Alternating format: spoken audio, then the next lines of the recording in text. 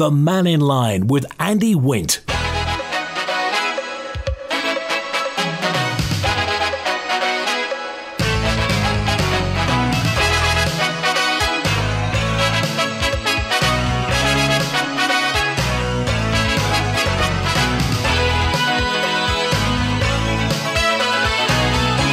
Fast am I. Good afternoon. Welcome to Mannin Line on Manx Radio. Open line through to 1. Call 66 13 68. Text 166 177. WhatsApp 166 177. Email studio@manxradio.com. Just been checking the webcams. It has been throwing it down in Peel recently, and apparently the showers are coming down in Ramsey at the moment.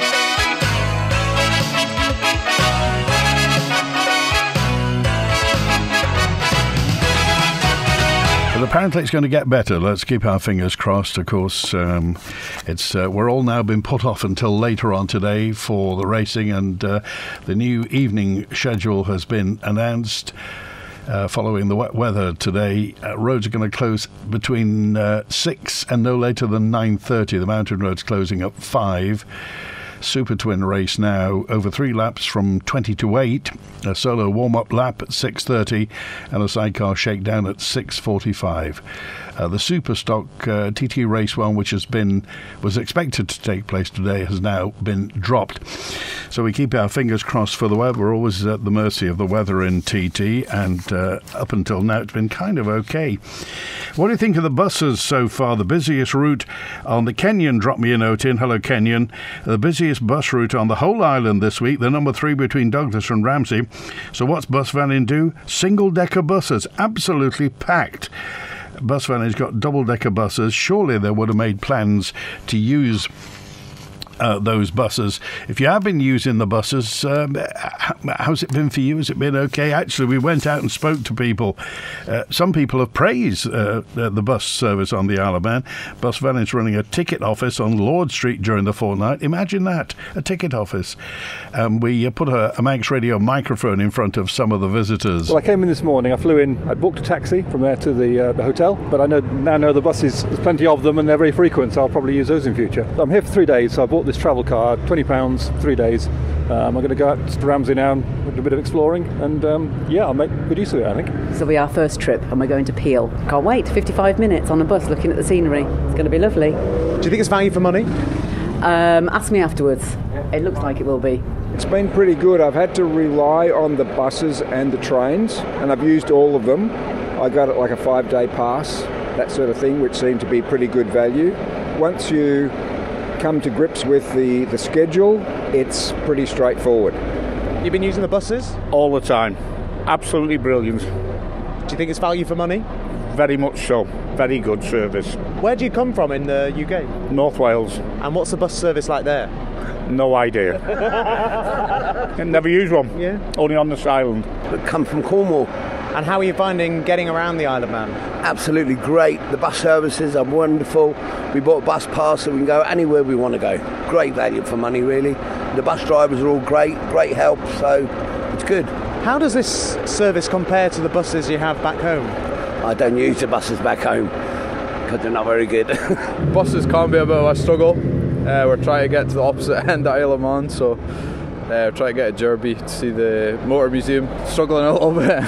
Just trying to work out which bus is which? Yeah, which ones to jump on and off. I found it amazing, yeah. I've never known a better set of bus drivers. They're so helpful and friendly, it's unreal. They're great in Yorkshire, but this is, above the bar, really. My name's Dhoon Taylor. I have a really lovely job of looking after the tourists during TT. Basically what we're doing is providing a service at Lord Street which just helps customers get out and about, make sure they find where they want to go, sell them tickets so it's nice and easy. I know when I go abroad and I don't necessarily speak the language, I know that sometimes it can be a bit challenging even to pronounce some of our names. So to get out and about and to have a smiley face and someone to welcome you along that journey just makes a load of difference. All right, that's Dawn, and who's on duty at Lord Street. If you're using the buses. How do you feel about them? They seem to have been putting more on, but the service between Ramsey and Douglas. Any thoughts on that? Maggie said, "How about better public transport serving the airport? Last Saturday we arrived off a direct flight. It took us as long to get home to Peel using the bus as it did to fly home from Malaga." I'm not laughing, Maggie. Any thoughts on this? And following what happened last Friday with the "I can't believe it's not a parking ban" at the airport, I got a note in from, let me see, it was Martin, who just said, "What a farce and no surprise that it's Department of Infrastructure down at the airport. So let's get it sorted out." And, well, who knows what's going to happen now? Because, of course, at the moment, you are allowed to stop off there. You're allowed to stop off and pick up and what have you. We'll see what happens. Something surely will happen in the future. Robert's on now. Hi, Robert. How you doing? You all right? Good, thanks. What's on your mind? I was just thinking the politicians were on there about a month ago, weren't they, for South Douglas, Clyde Christian and Maltby, and I was just thinking to myself, there's nowhere actually to sit, especially when it rains in South Douglas. I think it was a Douglas 2000 who made a muck of it. It was just like complaining, nothing special. When you say sit, do you mean public seats? Yeah, that's correct. Where do you think they should be? Whereabouts in South Douglas? Well, at the moment, if you go along the quay and it rains, all the seats get wet and there's nowhere to actually sit. If you go to where the pubs are at Spill the Beans, there's nowhere to sit there, and it's, as I said, Douglas 2000 made a muck of it. You can't really sit there for long. And then if you've got anywhere near the sea terminal, then, well, I wouldn't go there, to be honest with you. But I'll probably say it's on the north side of there. You've just got a place to stand, haven't you? Was there anywhere in the past to sit? Well, you could probably, I mean, if you really wanted to go to Tesco and sit down there, you probably could do. But I don't know if Tesco food is available now, so I don't know. Okay. All right. Appreciate that, Robert. Thanks for being with us today. And also more notes in about the airport. And this is, thank you, Leo, who just said what they were trying to do at the airport was stopping loved ones meeting and greeting as well. But surely this comes on the back of the fact that they put those awful stickers in the arrival hall to cover them. And now you can't see anybody. Not only can you not see people who are coming off the plane and greet people through the glass, but they can't see you. For a few paltry £1,000, they've ruined part. Well, that's been going on for years, Leo, I understand. But whether or not they'll ever get rid of those stickers, which I think at the time, didn't they try and say it was because of security? Let's face it, it's because of money. They sold the advertising in the arrivals hall, and now what used to be a thrill to see people actually coming in to collect their bags, and they could see you, children could see parents and grandparents, you could greet people coming back. Doesn't happen really, so the airport has kind of gone downhill, some people say, in that interest, in that you can't see people. Then there was the kind of ball of confusion that happened last Friday with that parking lane. And the app, which I'm not encouraging you to circumvent, but Blodwyn did say you just go into the airport car park. You don't have to go on the app, just sit there. And if anybody comes with a high-vis vest, just drive out and drive around again. Because some people are saying, what happens if you're not tech-savvy and if you haven't got the app? Well, if you haven't got the app, really, strictly speaking, you shouldn't be there. It's like that. Julian's with us now. Hi, Julian. Hi, Andy. How you doing? Well, very well, thanks. I'm watching the weather. Speaking of buses, I've sent you an email, a couple of emails, on a dark grey single-decker that's plying the route along the south of the island recently, which is an electric Mercedes e-Citaro electric bus. How long is it? When was this there? When was it? I spotted it about an hour and a half ago, so I had the phone with me, so I took a couple of pickies, and I got a nice close-up of it. Has it got Manx plates on? No, English plate, but it was showing that it was going on the number 2 route between Port St Mary and Onken. Let's hope that it's got enough of a 68-mile range, I think it was, the last time we spoke when we were checking up on how long those batteries last on those things. Although that was to Ramsey, I think, from Douglas. So I don't know if it's any hillier to go from Douglas to Ramsey on the coast road than it is to go from Port St Mary to Douglas. I'm not sure about that. Fisher's Hill, Richmond Hill. I'd like to comment on a letter on page 14 of this morning's Examiner newspaper from an anonymous author titled "Referendum, an Act of Sabotage." The letter says that the Chief Minister is attempting to pull off an act of pure political sabotage regarding the assisted dying bill by calling for a referendum. The author of the letter also says, and I quote, "To this end, he's throwing a spanner in the works at the 11th hour and throwing up in the air all the detailed forensic thought and planning which has already in good faith been undertaken by his own colleagues." Now, when this author uses the word forensic thought, it causes me to raise a couple of questions, Andy. When I spoke to the Assisted Dying Committee Chairman, David Ashford, recently on your show, he told me regarding the costs of assisted dying, and I'll quote what he said, "As far as I'm aware, there's been no calculation done. Also, Dr. Allinson has not been clear as to the process that will be used to end someone's life using assisted dying. Now, assisted dying in jurisdictions without a euthanasia pathway like Canada, Holland and Belgium, which use lethal injection, always have to use a toxic cocktail ingested by swallowing. So correct me if I'm wrong, Andy, but if we're talking about forensic thought, Tynwald and the people of the Isle of Man have no clear idea how people's lives will be ended, and also no idea what the costs are that are involved. And we've talked about Dignitas recently at 10,000. So how can we vote on a bill either by Tynwald or by the people in a referendum if neither of those two crucial facts are known? We've asked, I've asked, many people have asked for granular detail of, and it sounds morbid to talk about it, but, what exactly would happen, as you say, whether it was to ingest something, to take some pills, some deadly pills, or to have a cannula in that you just turned on and what have you. So nobody quite knows.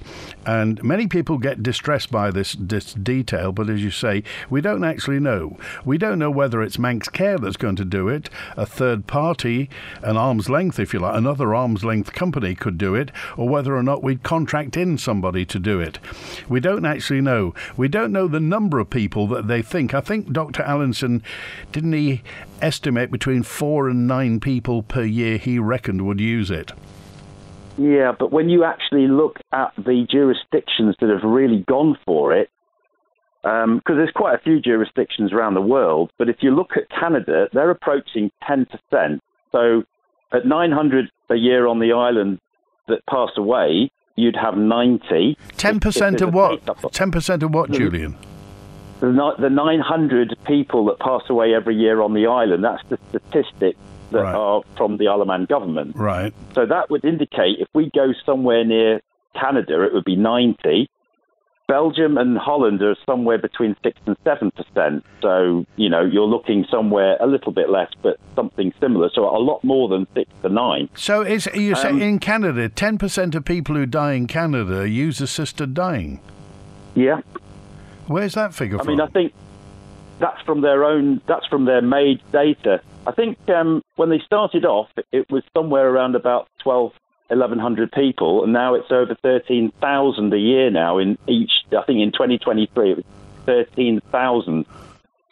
So and of course we've had recently there are people in Canada, and also we've had Zorea Tabik and Yolanda Fun in Belgium and Holland. So how do you view and remember the chief minute. Sorry, let's refer to him. He's the constituency MHK for Aaron Michael, because he went to pains to stress that this isn't a government matter; it's a parliamentary matter, and he was raising that private, if you like, the referendum amendment as a constituency MHK. What do you think's behind this? I don't know, but I don't think it's fair on... It's Alf Cannon, we know who he is. I don't think it's fair on Alf to be throwing this kind of, you're trying to throw a spanner in the works because they've done their forensic work. No idea how much it costs, no idea how it's going to be done. And that's not fair on anybody, including the people that are in dignity and dying.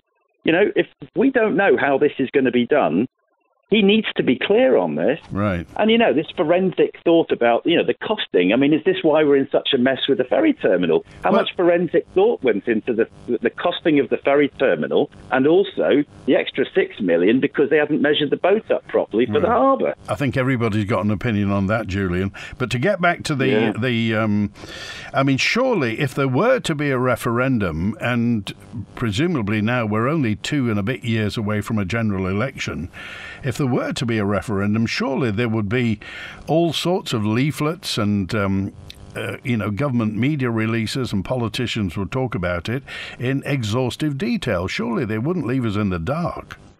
Oh, and I noticed there hasn't also been a proper public forum where we've got, something like a question time where we can actually ask these questions and get a proper answer. Because the Mannin Line is great, but it's one person comes on like me, and then you'll get somebody come on later with a counter. But as far as I'm aware, Dr. Allinson has not been clear on how this is going to be done. And, we've got the chair of the committee on assisted dying saying there has been no calculation on the cost. So I'm not judging anything about anything, but how can you vote on a bill if you don't know those two things? So do you think possibly they're just trying to get agreement in principle and sort the detail out afterwards? That's no way to conduct legislation. All right. Well, we'll see. Julian, I appreciate it. Thanks for calling today. Thanks, Andy. Cheers. All right, 23 minutes past 12. Is there any reason that road closures, says L on 535, any reason that road closures are no longer published in the public notices in the press on the Isle? I thought they had to be publicised. They're in the TT News in an edition of The Independent, but not an official notice. Along the same line, there's been no public notice advising of the TT fireworks for the past 2 years, says L. I think they are getting round that by saying that it is put online and that it's available. I don't think, and certainly not, there aren't as many, not a quarter of the number of public notices there used to be in the newspapers. That was, if you like, the newspapers' form of subvention from the government, in that they were the only game in town and they carried all the public notices. And sadly, that's a loss of hundreds of thousands of pounds for the local newspapers, in that a lot of those public notices simply don't go in the press. That's the way of the world now, with the internet being as it is. I'm sitting inside at the rain, looking at the rain in Ramsey, looking for some sunshine. Thanks for that. And thank you, Julian. I've just got your photo of the East Sitaro in Port Erin. Thanks for that's just come through. It is still throwing it down in Ramsey. Bus drivers and staff are great, says Richard on 488, but can we have the ticket information cabin at Lord Street all the time? And more double-deckers on busy routes and times, i.e. the late buses between Douglas and Peel, Port Erin and Ramsey, says Richard. Well, I'll just venture to suggest, I don't think that ticket information cabin at Lord Street will survive after TT. Just a thought. What a shambles. Here's Francis on 762.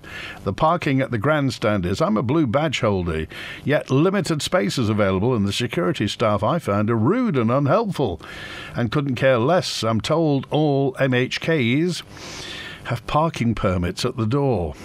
We don't know that, Francis, but thanks for that. And Eric called up yesterday, didn't he, to mention that there were only 12 disabled parking spaces in the Nobles Park bit of that. Funny, isn't it? Says 490. All of a sudden there's a ticket office for the TT, and the railway line near the wildlife park has been cut back and flattened a bit to allow a bit of access. Keep it up for the rest of the year, chaps. There are other people here when the visitors have gone. I think it's obvious that no one else matters. Nothing else matters apart from the TT on 490. There were seats under the villa and in between the gardens years ago. I agree with Ron, says Liz. Bring back the seats.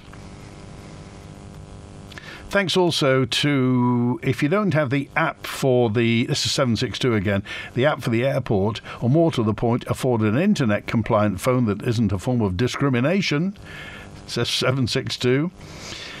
To those non-tech savvy or those who don't have to live by their means.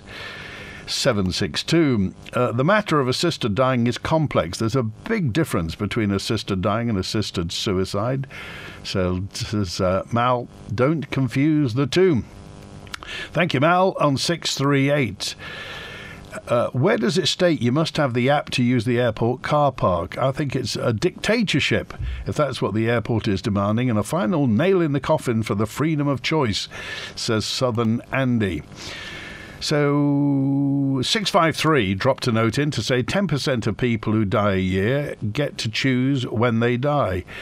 So what is the problem, says 653. Give people a choice over their own bodies, and this statistic is clearly wrong, as it's 10% of the people who have a terminal diagnosis. They need to sort out the connection after crossing the bridge at St Ninians to get home in Williston. On all occasions, there's never been a bus on the other side to continue the journey home, says 706. If you've got any thoughts on the buses and how things are going, then by all means do get in touch. And lots of messages to get through. I think the airport is poorly run. It's anti-passenger. And the issue at the airport, says 663, is not security fault at all. It's the public who've refused to comply with requests to move vehicles, resulting in abuse and threats made to security. It's a disgrace by the public. Airport security, I think, says 653, do a great job. And reference the cash machine. By the way, is the cash machine in Port Erin working now? Garth said it runs out of money all the time. I've got to go to the airport to use that Alabank bank cash machine to transfer money and then take money out as well. And again, 762, if you don't have a smartphone app, how do you use the airport car park? Well, it appears you just have to go in and not do anything. Surely why don't they use the Peggy mobile bank if the Port Erin cash machine isn't working? The government, again, needs to spend some money on the Ronaldsway Airport frontage, says 262. They need to redevelop the front of the airport so the drop-off and pick-up can be done. And the taxi drivers area can also be developed to help them too. Reintroduce the correct parking attendance, how it used to be, and stop people taking advantage. Does this go back, they say, to 2019, which is when the airport police were withdrawn. And the unwarranted offers, as it were there. But there are some parking wardens there at the moment. I just wonder how much authority they've actually got. Unfortunately, I think our airport, this is 470, I think our airport is outdated now. The government should have thought about this before building a new ferry terminal and buying a new vessel. How long is it going to be before some money is spent on Ronaldsway? 470. So remember, you don't need the app to use the airport car park. There are big signs with telephone numbers to use and others' advice regarding parking. Dhoon on 715. You can call to do this as well. The Port Erin cash machine apparently is waiting for spares to arrive, says L, who's in on the inn on 535. So, the buses doing well at the moment. Department of Enterprise has been defending its plans for the year ahead and highlighting achievements over the past year. They aim to develop a national air services policy, advance artificial intelligence initiatives, finalise the delayed local economy strategy and create 800 new private sector jobs. They've had some criticism from that political alliance, claiming there's a lack of substance, and those at the top have been too quick to praise their efforts. What do you think about it? Text, email, call, and WhatsApp. Marking their own homework, would you say? And also this question of the expensive burgers. I don't know whether you've been to the grandstand or indeed round the course, about how much stuff is costing nowadays. TT organisers say they're conscious of how much it costs for fans to visit and attend the festival, and some people are just expressing concerns about the cost of food available around the grandstand. Mark Lewin is the Chief Officer for Department of Enterprise. Of course, DOI, or the motorsport part within the Department for Enterprise, runs the TT. Mark Lewin responded to claims that some people are being charged £25 for a burger. I've certainly seen one of those similar stories posted. I think, there's a lot of people go up to around that whole area, the fan park. Thousands of people every day go up, and thousands of them enjoy a wide range of food and drink. I heard that claim. I don't think it quite stacks up. I don't think anyone would recognise £25 for a simple burger. But when you buy lots of things and you buy them all together as a large meal for a number of people, then no matter where you are, then there is a price to pay. But let's go back to thousands of people attend, thousands of people have an amazing time and really enjoy it. And there's a whole range of Isle of Man producers, Isle of Man businesses, as well as some specialist providers that go to many of these type events. Any thoughts on this? A note also in from somebody who said if people are complaining about how much refreshments are costing around the TT, they need to go to a Formula One meeting and see how much you get charged there. If the Isle of Man TT is a world-class event, surely people understand you have to pay for that. There can't really be a race for the bottom, and we can't make the TT a bargain bucket event. Thank you for Les, who dropped that note in. Andrew's with us now. Hi, Andrew. Hi, good day to you, Andy and listeners. I was just had a few moments and managed to log on and look at your news website. I'm aghast at this story about the DHSC doesn't have documents which confirms it can restrict access to the Roundhouse. Well, that freedom of information was put in, and as you say, they can't find evidence of legislation there. So, what do you think? So, well, I'm reading the bit then that says recaps that Braddon commissioners were served with a 28-day notice. Okay, so one has to presuppose that the minister, Mr. Laurie Hooper, was aware of that notice being issued, which now transpires has no basis in law. Therefore, Mr. Hooper should may come on your programme now and defend why he authorised that to be issued, or, I think, should resign forthwith. Well, something seems amiss. Something seems not quite to stack up. Have you got any opinion Hooper, what it is? Yeah, Mr. Hooper is in charge of that department, and if the department issued that notice, then he must have been aware of it, should have signed off on it, and no legal basis, so therefore must surely resign forthwith. That's all I have to say on that. All right. I appreciate that, Andrew. Thanks for calling us today. You can spot this story, by the way, at manxradio.com. Go onto the news site. This is a Freedom of Information request has revealed that the DHSC doesn't have the documents which confirms it can restrict access to the Roundhouse. This is the story that goes on of the Braddon Roundhouse, way over budget. It's open now, fine-looking building, but they say they don't have the documents confirming they can restrict vehicle access to the Roundhouse. Remember, they were trying to stop people going because they thought that if too many people park, it would affect access and vehicular access to the hospital. So the local Democracy Reporting Service submitted this freedom of information, the department's not been able to provide evidence of the legislation the department is using to stop people going to the centre. Braddon Commissioners, as Andrew said, was served with a 28-day notice in March to halt vehicles from going to the Roundhouse, an exception made for staff, and the dispute is just ongoing. DHSC said the land's owned privately and there's a public record of proof of ownership available. But this story just goes on and on and on, and nobody quite seems to know where it's going to end. A note in from Elsie. Hello, Elsie. She just said, I've heard nothing more about that counterfeit cash that was going around the Isle of Man.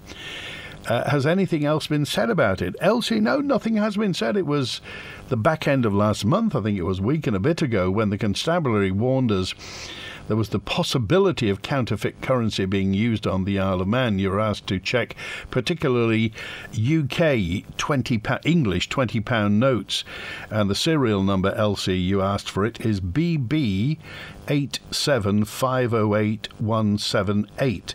So look for £20 notes, BB 87508-178. And if you come across them, if you've been past one of those, then by all means get in touch with police. So it's BB 87508-178 if you could. Peter's on now. Hi, Peter. Oh, hello, Andy. It's Peter Murcott here. First of all, I do have great sympathy for the fact that you get this subject which I'm going to talk about, which is not the bestest of subjects, and then unfortunately you're landed with it. It would have been far better, and I have said this to Manx Radio, if we had another radio debate, quite apart from Mannin Line, which isn't the best medium for being able to talk about the question of the assisted suicide bill, which we had before the bill ever came out. And we had a very courteous debate. I was on it. There were two of us against the proposed bill, two in favour. Nobody interrupted anybody. Nobody talked over anyone, such as you sometimes get on national radio. We were all very, very polite, and we all had the opportunity to state our case, which is, to me, the civilised way to conduct a debate. I don't think the Mannin Line's the best medium, but it's the only one we've got, unfortunately, unless Manx Radio chooses to have another debate. Now we have the bill, so we can talk from direct information on the bill. And that leads me on to the second point. A lot of the comments that are made about this, I notice that they do not support what they say by reference to the bill. Like, for example, you've read a thing out today saying assisted dying and assisted suicide are two very different things, but they don't support it by reference to what the actual law says. Now, I always do, and I've consistently pointed out, right from before the time when the bill was introduced, and since it's been introduced, I said, going back, that if you were going to pass a bill like that, or have a bill before the House of Keys, called assisted dying if you wish, but it would be assisted suicide, and it would be necessary in the bill to put a clause in that showed that as long as the proposed law's dictates were followed to the letter, there would not be a possibility of a charge of aiding and abetting, counselling, procuring a suicide. And so it's in Clause 10, just as I said it would be.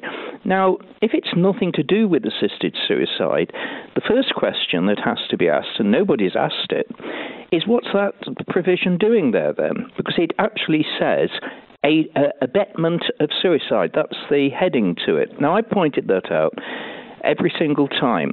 Sometimes people will airily say, oh, well, that's your opinion. That sounds awfully clever when they say that.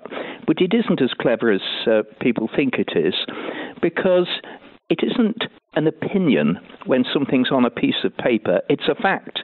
And it is a fact that that is down as Clause 10. Now, we had another statement made on Manx Radio saying that a doctor will always have to be present at the time of when the death takes place. They obviously haven't studied the bill. The bill doesn't say that.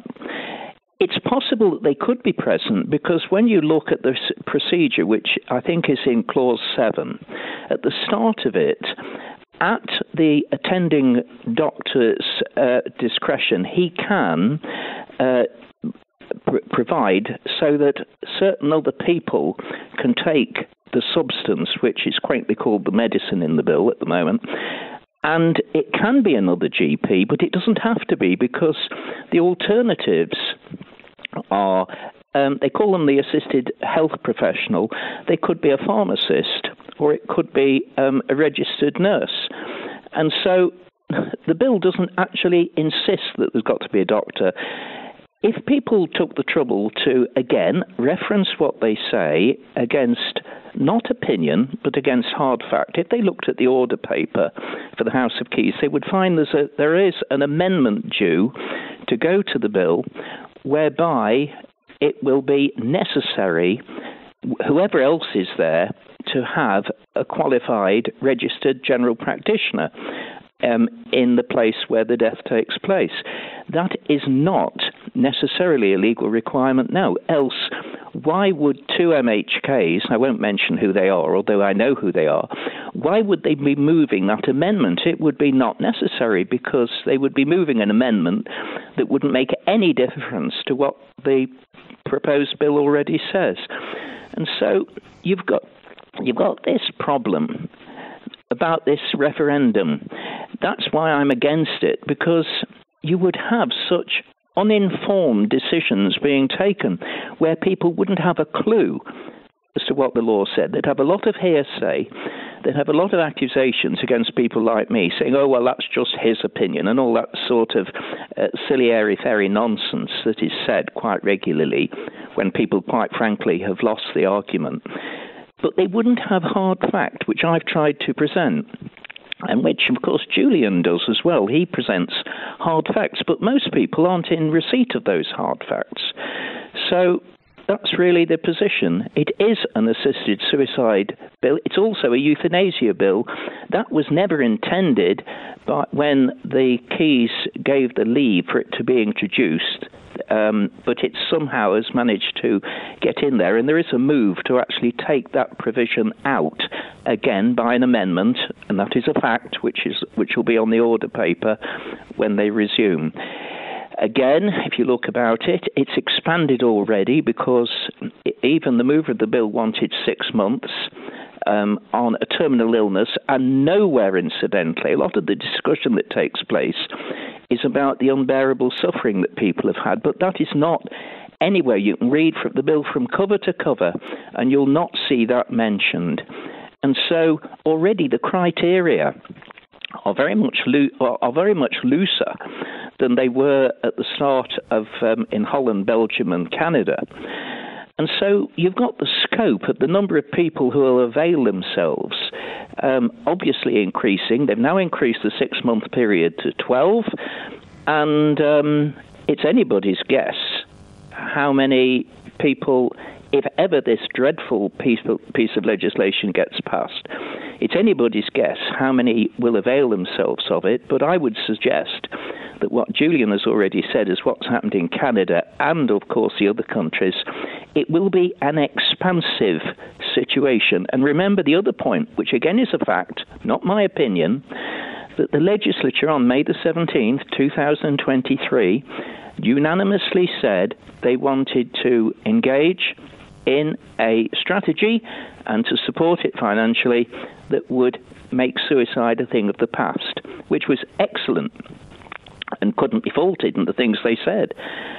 And it's partly, I think, because of this, that this fiction has come, that there is some difference between this bill and assisted suicide, because they know full well that once you concede that, then they've conceded something which is an impossible situation, that you're having public money spent on aiding and abetting a suicide, and you're having public money spent on trying to make suicide a thing of the past. And just to be clear, I mean, Dr. Allenson and other people have said there is no way that any secondary legislation could be bolted onto this afterwards if it were to be introduced. Do you think that's correct? I'd have to have a look again about the secondary legislation. I wouldn't like to say that off the top of my head because I only make statements. I would have to get the bill out and I would have to read it. I got the impression certainly there's a possibility for secondary legislation with regard to rules and regulations as to how the bill would be conducted. Rules and regulations concerning, I think, to do with the means of the person dying, and there's other areas. I know I've read that.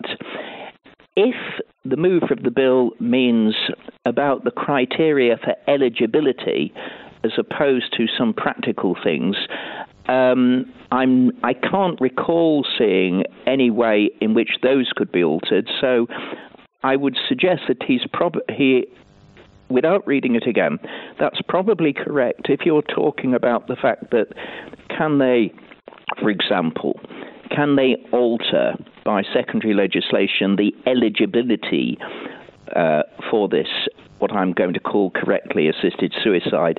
No, I don't think there is a possibility of that being done by secondary legislation. If you're talking about the practical means of implementing that which the bill already permits, yes, there is secondary legislation, but that wouldn't affect the scope of the bill, if you see what I mean. Yeah.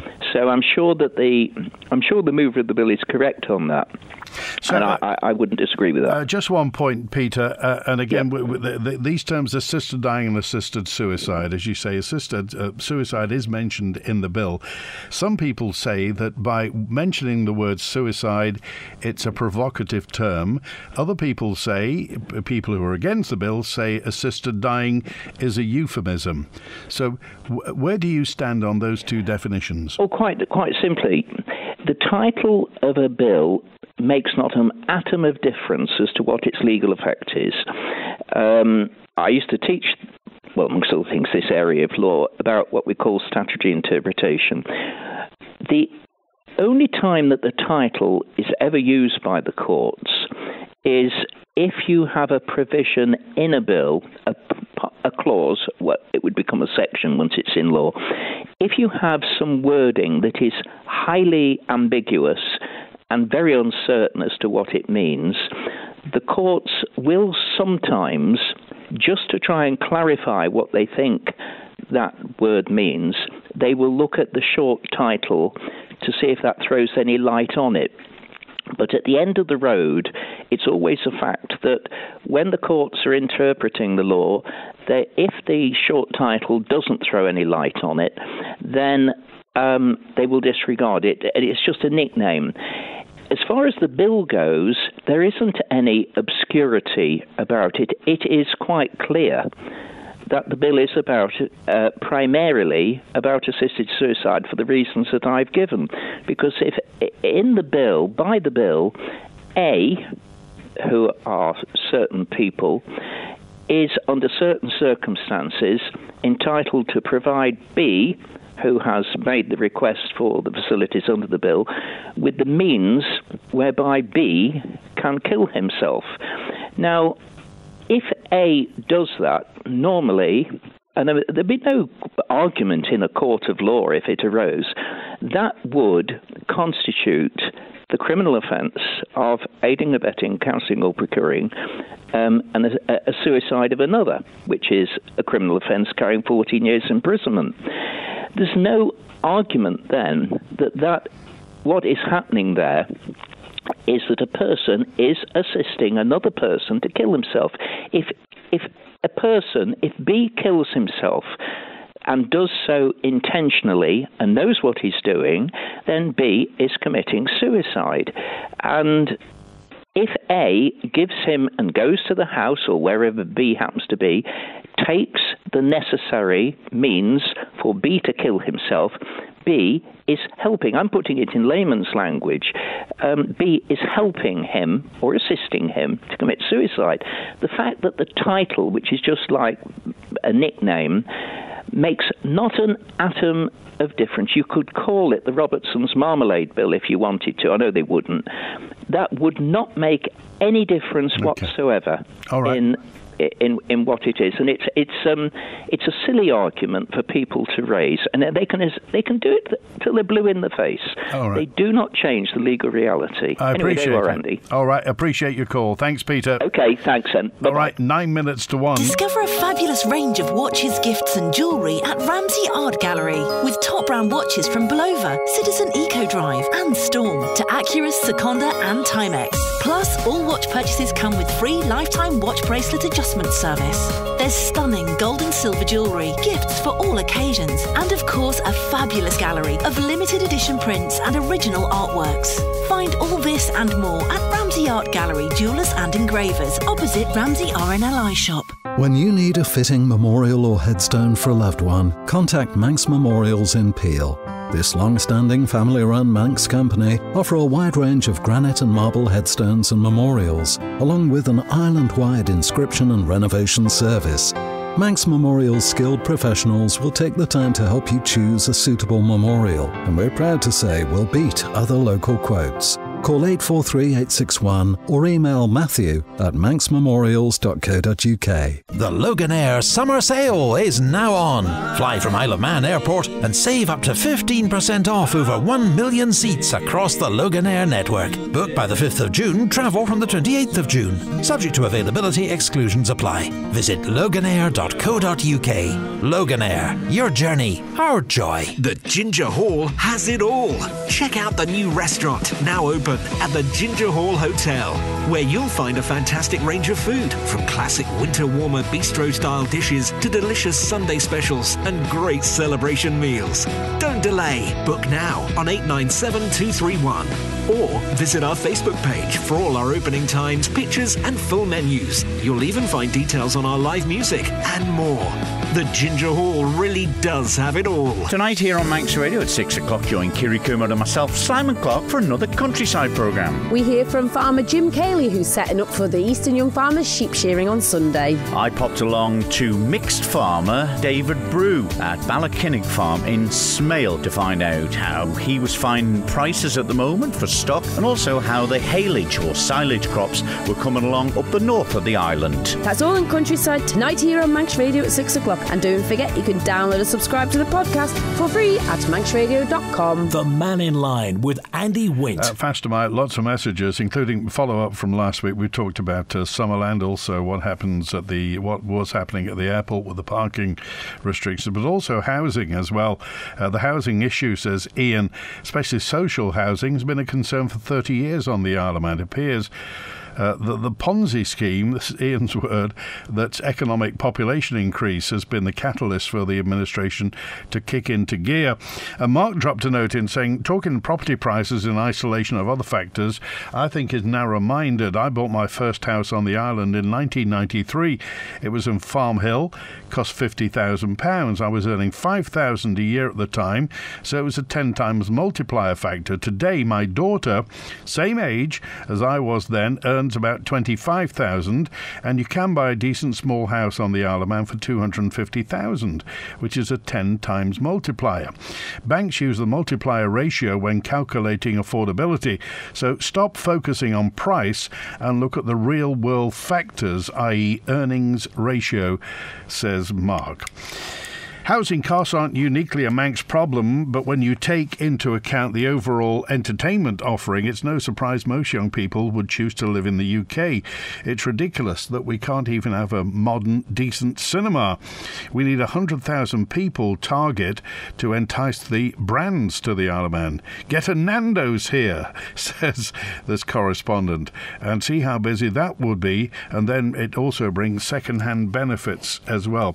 Well, this new development that's going to be on the Lord Street bus station is promising a 4-screen multiplex for the Isle of Man.